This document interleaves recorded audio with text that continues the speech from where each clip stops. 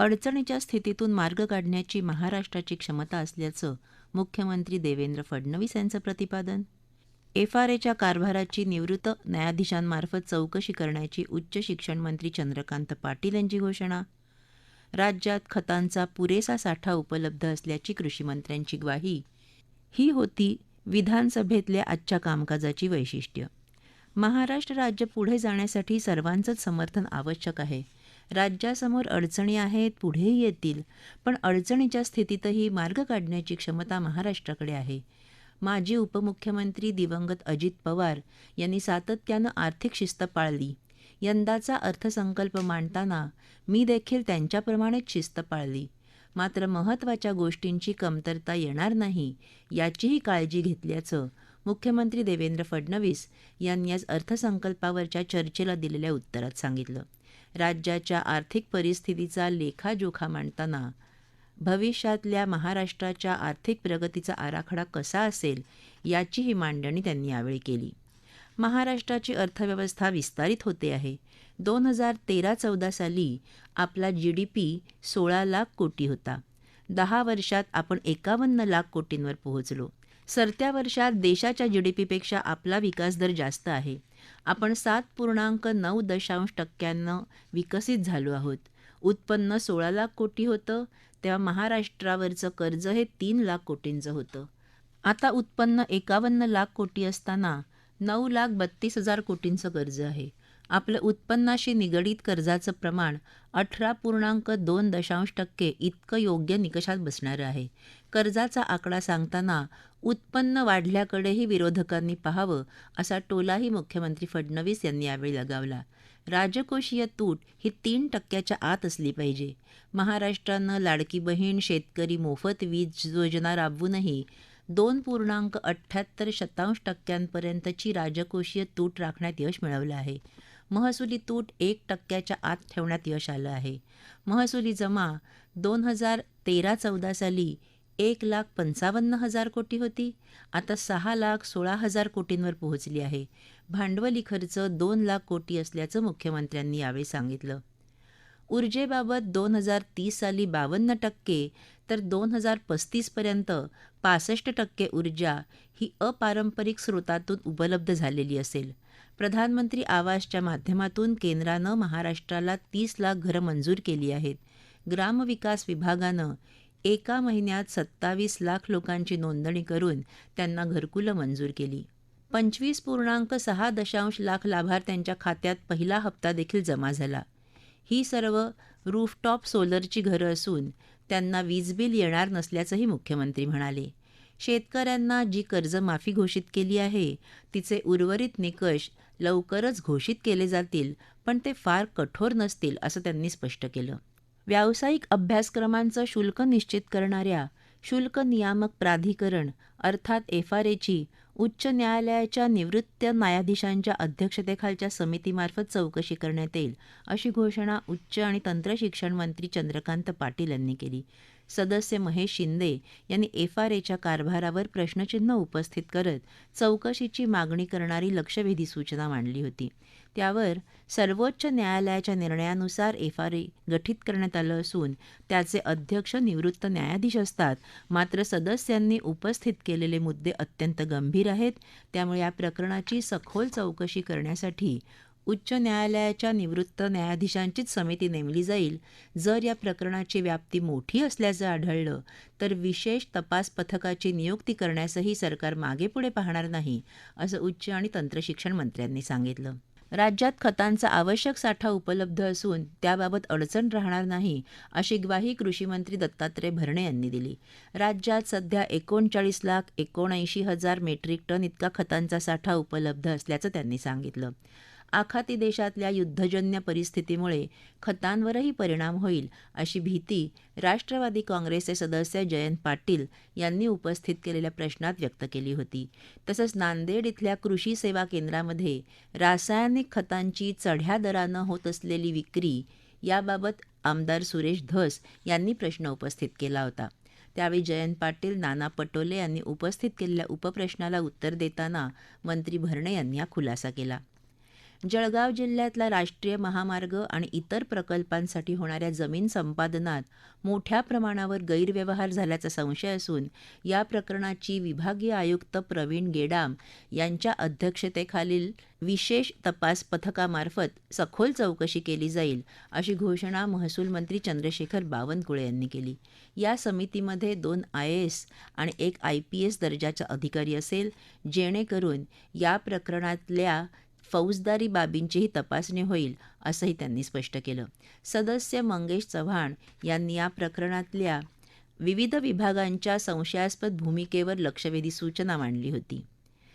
आखाती देशातल्या युद्धजन्य परिस्थितीमुळे राज्यात गॅसचा तुटवडा निर्माण झाला असून याबाबत राज्य सरकारनं भूमिका स्पष्ट करावी, अशी मागणी विजय वडेट्टीवार यांनी सभागृहात केली.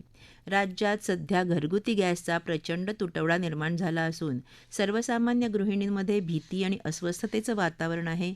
एकीकडे सरकार विकासाच्या गप्पा मारत असताना दुसरीकडे जनतेला आपली चूल कशी पेटवायची याची चिंता सतावत आहे.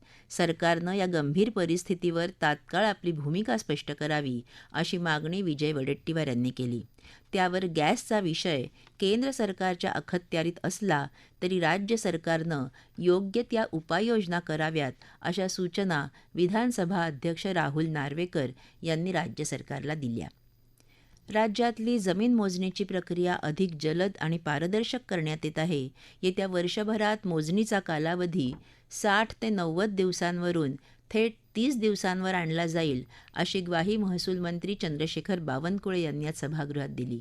यासाठी 1,500 नवीन रोव्हर मशीनद्वारे मोजणी प्रक्रिया राबवण्यात येणार आहे. तसंच भूमी अभिलेख विभागातली रिक्त पदं भरण्यासाठी विशेष मोहीम राबवून उपजिल्हा अधीक्षक यांची पदं 3 महिन्यांच्या आत भरली जातील, असंही बावनकुळे म्हणाले. सदस्य बबनराव लोणीकर यांनी भूमी अभिलेख विभागातली प्रलंबित मोजणी प्रकरणं आणि अपुऱ्या कर्मचारी संख्येबाबत लक्षवेधी सूचना मांडली होती. त्याला उत्तर देताना महसूल मंत्री बोलत होते. चंद्रपूर जिल्ह्यात कोळसा वाहतुकीसाठी मार्गदर्शक तत्त्व, खनिकर्म मंत्री शंभूराज देसाई यांची घोषणा. एसटीमध्ये 17,742 कर्मचाऱ्यांची महाभरती करणार, परिवहन मंत्री प्रताप सरनाईक यांची माहिती. राजापूर नगर परिषद परिसराच्या विकासासाठी निधी कमी पडू देणार नाही, मंत्री उदय सामंत यांचं आश्वासन. छत्रपती संभाजीनगर शहरासाठी विकास आराखडा तयार करण्याचं काम सुरू असून त्यामध्ये कुठल्याही प्राचीन मंदिराला धक्का बसणार नाही, मंत्री उदय सामंत यांची ग्वाही. ही होती विधान परिषदेतल्या कामकाजाची काही क्षणचित्र. चंद्रपूर जिल्ह्यात कोळसा वाहतुकीसाठी मार्गदर्शक तत्त्व तयार करून ती लागू करण्यात येतील, अशी घोषणा खनिकर्म मंत्री शंभूराज देसाई यांनी केली. राजुरा तालुक्यात असलेल्या कोळसा खाणीतून होणाऱ्या कोळशाच्या वाहनांनी नियम पालन करावं, यासाठी वाहतूक पोलीस आणि प्रादेशिक परिवहन विभागाला सूचना देण्यात येतील. तसंच भरारी पथकांची नेमणूक करून वाहतूक नियमांचं उल्लंघन करणाऱ्या वाहनांवर कारवाईच्या सूचना देण्यात येतील, असंही त्यांनी स्पष्ट केलं. सदस्य उमा खापरे यांनी या कोळसा वाहतुकीमुळे होणाऱ्या प्रदूषणाचा प्रश्न उपस्थित केला होता, त्याला ते उत्तर देत होते. कोळसा वाहतूक करणाऱ्या वाहनांवर ताडपत्री टाकणं, तसंच ही ताडपत्री कुठल्या प्रकारची असावी, याविषयी पर्यावरण विभागाशी चर्चा करण्याचंही आश्वासन त्यांनी दिलं. या वाहनांवर पोलीस दलाचं लक्ष असावं, यासाठी GPS प्रणाली बसवण्याबाबतही विचार करण्यात येईल, असं ते म्हणाले. राज्य मार्ग परिवहन महामंडळ म्हणजेच एसटीमध्ये 17,742 कर्मचाऱ्यांची महाभरती करण्यात येईल. यात सध्या कार्यरत असलेल्या कंत्राटी कर्मचाऱ्यांचा प्राधान्यानं विचार करण्यात येईल, अशी माहिती परिवहन मंत्री प्रताप सरनाईक यांनी दिली. सदस्य श्रीकांत भारतीय यांनी उपस्थित केलेल्या प्रश्नावर उत्तर देताना त्यांनी ही माहिती दिली. महामंडळात चालक आणि वाहकांची भरती करण्याचा प्रस्ताव वित्त विभागाला पाठवला असून त्यांची मंजुरी आल्यावर ही भरती करण्यात येईल, असंही सरनाईक यांनी स्पष्ट केलं. एसटी महामंडळ सध्या तोट्यात असून ते फायद्यात आणण्यासाठी विविध उपाययोजना केल्या जात आहेत. त्याचाच एक भाग म्हणून एसटी बस विकत घेण्यात येत आहेत. यावर्षी जवळपास 5,000 बस विकत घेण्यासाठी निविदा जारी केल्या आहेत, असं ते म्हणाले. राज्यात अंमली पदार्थांविरोधात कठोर कारवाई करण्यात येत असून आतापर्यंत 14 प्रकरणांमध्ये मकोका अंतर्गत गुन्हे दाखल केले आहेत.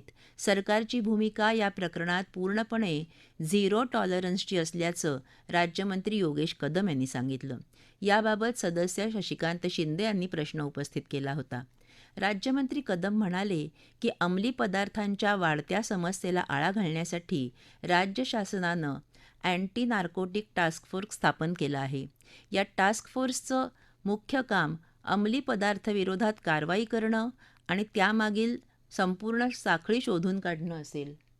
अंमली पदार्थ रॅकेटमधील मुख्य आरोपींसह त्यांना प्रत्यक्ष किंवा अप्रत्यक्ष मदत करणाऱ्यांचाही शोध घेऊन त्यांच्यावर कायदेशीर कारवाई केली जात आहे. अंमली पदार्थांच्या पुरवठा साखळीवरही कठोर कारवाई केली जात असून रॉ मटेरियल पुरवठा करणाऱ्यांवरही मकोका अंतर्गत कारवाई केली जात आहे. सातारा जिल्ह्यात जावळी तालुक्यात उघडकीला आलेल्या अंमली पदार्थ प्रकरणात 11 आरोपींना अटक केली असून सर्वांवर मकोका अंतर्गत गुन्हे दाखल झाले आहेत. या प्रकरणात कठोर कारवाई सुरू आहे. काही ठिकाणी बंद पडलेल्या कारखान्यांमध्ये किंवा ग्रामीण भागातल्या शेडमध्ये लपून छपून अंमली पदार्थ तयार केल्याच्या घटना समोर आल्या आहेत. त्यामुळे पोलीस आणि MIDC प्रशासनानं संयुक्त मोहीम राबवून अशा ठिकाणांवर तपास सुरू केला आहे. ग्रामीण भागातही पोलीस यंत्रणा सतर्क ठेवली असल्याचं कदम यांनी सांगितलं.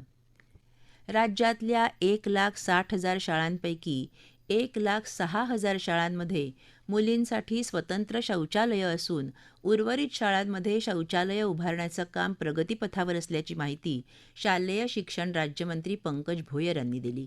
सदस्य सुनील शिंदे यांनी विधान परिषद नियम 93 अन्वये उपस्थित केलेल्या सूचनेवर निवेदन करताना त्यांनी ही माहिती दिली. केंद्र सरकारच्या PM श्री या योजनेच्या धर्तीवर राज्यात CM श्री योजना लागू करण्यात आली आहे.